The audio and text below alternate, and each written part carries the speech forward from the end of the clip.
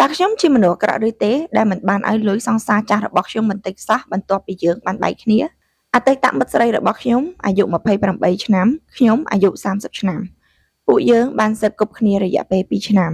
ហើយបានបែកគ្នាប្រហែលខែមុនហ្នឹងដោយអត់បានឆ្លោះគ្នាអីទេពួកយើងសម្រេចចិត្តថាបែកគ្នាដោយសារតែពួកយើងមានគំនិតខុសគ្នាហើយការគិតទៅថ្ងៃអនាគតក៏មិនដូចគ្នានិយាយទៅគេបែកគ្នាដោយសន្តិវិធីណាបញ្ហាគឺត្រង់ថា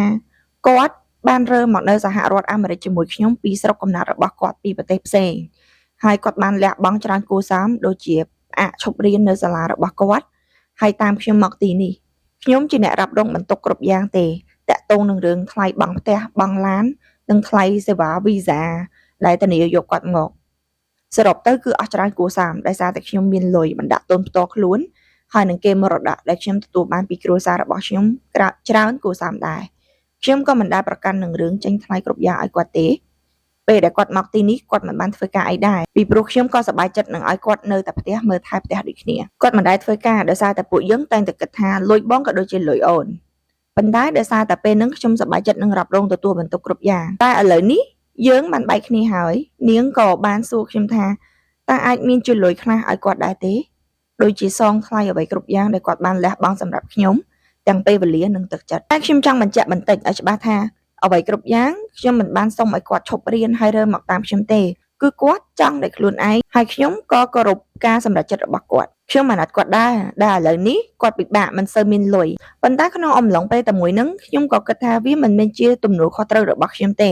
ព្រោះយើងមិនមែនជាប្តីប្រពន្ធហើយខ្ញុំក៏គិតថាខ្ញុំដូចជាមិនបានជំពាក់អីគាត់ឡើយខ្ញុំជាមនុស្សអាក្រក់ឬទេដែលបានបដិសេធទៅគាត់អូខេ top comment ប្រហែលជាអ្នកអាចចេញថ្លៃសម្បត្តិជូនគាត់ទៅផ្ទះវិញ comment បន្ទាប់មកទៀតដែល reply ទៅ top comment ខ្ញុំយល់ស្រប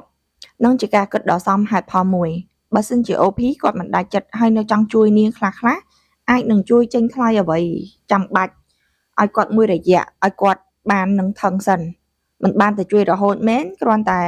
ថាអាចជួយមួយរយៈនឹងឲ្យគាត់ធ្វើមិនរស់ដោយខ្លួនឯងបានអូខេនេះការគិតរបស់ខ្ញុំទីមួយខ្ញុំគិតថា OP គាត់មិនមែនជាអាសូលទេ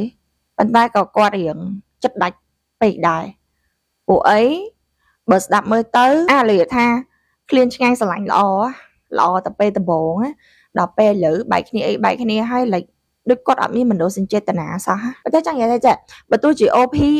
អត់បានឲ្យលុយសោះទៅខាងស្រីហ្នឹងក៏គាត់មិនមែនជាមនុស្សអាក្រក់ដែរខាងស្រីហ្នឹងក៏ដោយដែរខ្លួនឯង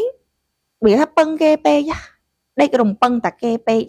អញ្ចឹងអត់អាចបន្ទោសគេបានទេបើសិនជាគេអត់ជួយយើងគួរតែបន្ទោសខ្លួនឯងដែលអត់គិតវែងឆ្ងាយជាងហ្នឹងដេកផ្ដួលពេកណាបើជាខ្ញុំទេខ្ញុំហ្មងបើខ្ញុំចង់ដេកស៊ីខ្ញុំដាក់ចិត្តថាខ្ញុំដេកស៊ីអត់ធ្វើការអីលុះត្រាតែខ្ញុំមានទ្រព្យតម្កល់ខ្លួនឯងឈ្មោះរបស់ខ្ញុំគេមរតកខ្ញុំអីខ្ញុំបើខ្ញុំហ៊ានដេកស៊ីព្រោះខ្ញុំដឹងហ្មងថាបើទោះជាខ្ញុំអត់បានទៅធ្វើការលុយប្រាក់ខែប៉ុណ្ណេះមែនប៉ុន្តែខ្ញុំមានទ្រព្យខ្ញុំចង់លក់ពេលណាក៏បានដែរយើងត្រូវតែច្បាស់ខ្លួនឯងដេកលក់ស្រួលអញ្ចឹងណាអត់ដេកតែភ័យថាអញបើអត់ពីគេទៅអញធ្វើមិនអត់អញ្ចឹងទេអញ្ចឹងគឺសរុបមកវិញ OP is not the asshole គាត់តែថាកលៈទេសៈហ្នឹងហើយបើសិនជាគាត់នៅមានមនោសញ្ចេតនាអាចជួយខាងស្រីនឹងបដាអសន្នសិនទៅជួយដូចអ្នក comment មិញណាគាត់និយាយថាជួយទៅអ្វីដែលចាំបាច់ទៅឬក៏បើថាខាងស្រីនឹងគាត់ចង់ទៅផ្ទះវិញជួយចេញថ្លៃសម្បត្តិយន្តហោះឲ្យគាត់ទៅ something like that ណាដូចជាមានតែប៉ុណ្្នឹងទេបើអ្នកទាំងអស់គ្នាមានការគិតបែបណាចាំជួយ comment នៅក្រោមនឹងផងចាំជួបគ្នានៅអេពីសូតក្រោយទៀតបាយ